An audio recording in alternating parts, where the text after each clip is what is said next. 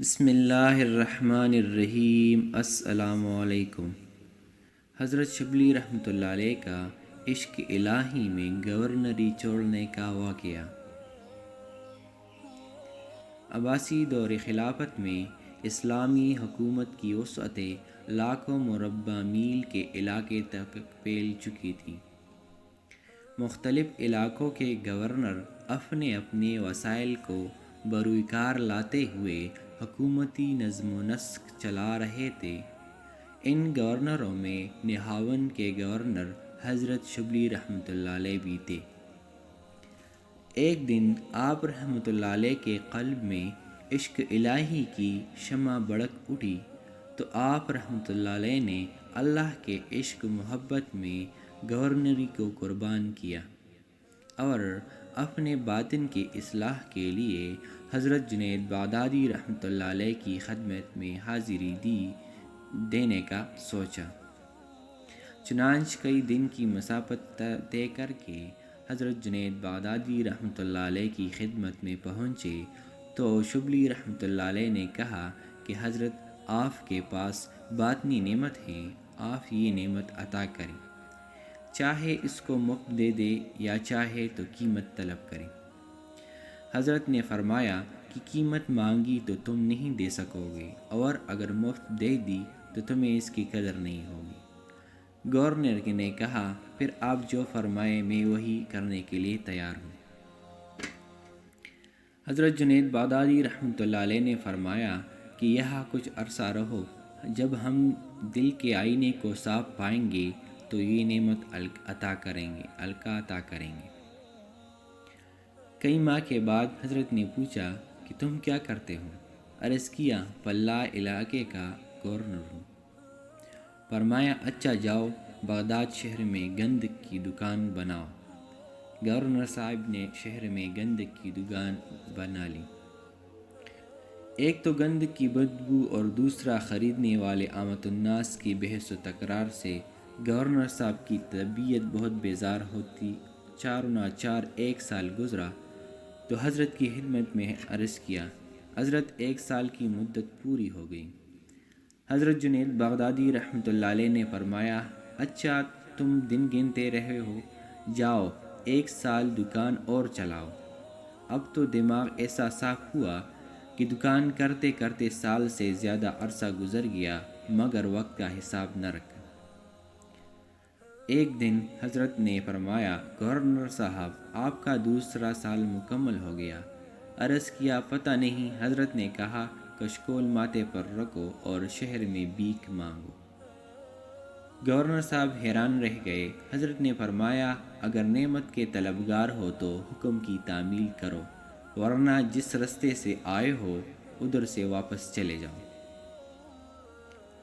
Governor صاحب نے فوراً کشکول ہاتھ میں پکڑا اور بغداد شہر میں چلے گئے۔ چند لوگوں کو ایک جگہ جمع دیکھا اور ہاتھ آگے بڑھا دیا کہ اللہ کے نام پر کچھ دے دو۔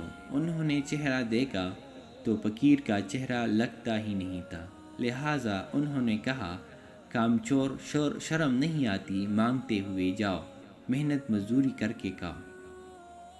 گورنر صاحب نے جلی کٹی سن کر غصے کا گھونٹ پیا اور قہر درویش برجان درویش والا معاملہ کیا۔ عجیب بات تو یہ تھی کہ پورا سال درویزہ گری کرتے رہے، کسی نے کچھ نہ دیا، ہر ایک نے جڑ کیا دی۔ یہ باطنی اصلاح کا طریقہ تھا۔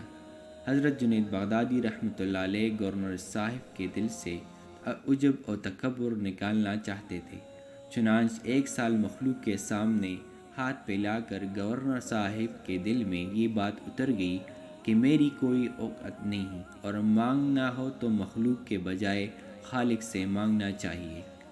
پورا سال اسی کام میں گزر گیا۔ ایک دن حضرت جنید بغدادی رحمۃ اللہ علیہ نے بلا کر کہا کہ گورنر صاحب آپ کا نام کیا ہے؟ عرض کیا شبلی۔ فرمایا اچھا اب آپ ہماری محفل میں بیٹھا کریں۔ گویا 3 سال کے مجاہدے کے بعد اپنی مجلس میں بیٹھنے کی اجازت دی، مگر شبلی رحمۃ اللہ علیہ کے دل کا برتن پہلے ہی صاف ہو چکا تھا۔ اب حضرت کی ایک بات سے سینے میں نور بڑھتا گیا اور آنکھیں بصیرت سے مالا مال ہوتی گئی۔ چند ماہ کے اندر اندر احوال و کیفیات میں ایسی تبدیلی آئی کہ دل محبت الہی سے لبریز ہو گیا۔ بالآخر حضرت جنید بغدادی رحمۃ اللہ علیہ نے ایک دن بلایا اور فرمایا کہ شبلی آپ نے ہاون کے علاقے کے گورنر رہے ہیں، آپ نے کسی سے زیادتی کی ہوگی، کسی کا حق دبایا ہوگا۔ آپ ایک فہرست مرتب کر کے کہ کس کا حق آپ نے پامال کیا ہے، آپ نے فہرست بنانا شروع کی۔ حضرت کی توجہات تھی، چنانچہ 3 دن میں کئی صفات پر مشتمل طویل فہرست تیار ہو گئی۔ حضرت جنید بغدادی رحمۃ اللہ علیہ نے فرمایا کہ باطن کی نسبت اس وقت تک نصیب نہیں ہو سکتی جب تک کہ معاملات میں صفائی نہ ہو جائے۔ جاؤ ان لوگوں سے حق معاف کرا کے آؤ۔ چنانچہ آپ نے ہاون تشریف لے گئے اور ایک ایک آدمی سے معافی مانگی۔ بعض نے تو جلدی معاف کر دیا، بعض نے کہا کہ تم نے ہمیں بہت ذلیل کیا تھا، ہم اس وقت تک معاف نہیں کریں گے جب تک تم اتنی دیر دھوپ میں کھڑے نہ رہو۔ بعض نے کہا کہ ہم اس وقت تک تم معاف نہیں کریں گے جب تک ہمارے مکان کی تعمیر میں مزدور بن کر کام نہ کرو۔ آپ ہر آدمی کی خواہش کے مطابق اس کی شرط پوری کرتے، ان سے حق بخشواتے رہے، حتیٰ کہ 2 سال کے بعد واپس بغداد پہنچے۔ اب آپ کی خانقاہ میں آئے ہوئے 5 سال کا عرصہ گزر گیا تھا۔ مجاہدے اور ریاضت کی چکی میں پس پس کر نفس مر چکا تھا، میں نکل گئی تھی، باطن میں تو ہی تو کے نعرے تھے۔ پس رحمت الہی نے جوش مارا اور ایک دن حضرت جنید بغدادی رحمۃ اللہ علیہ نے انہیں باطنی نسبت سے مالا مال کیا۔ پس پھر کیا تھا؟ آنکھ کا دیکھنا بدل گیا، پاؤں کا چلنا بدل گیا، دل و دماغ کی سوچ بدل گئی، غفلت کے تار پود بکھر گئے، معرفت الہی سے سینہ پر نور ہو کر خزینہ بن گیا اور عارف باللہ بن گئے۔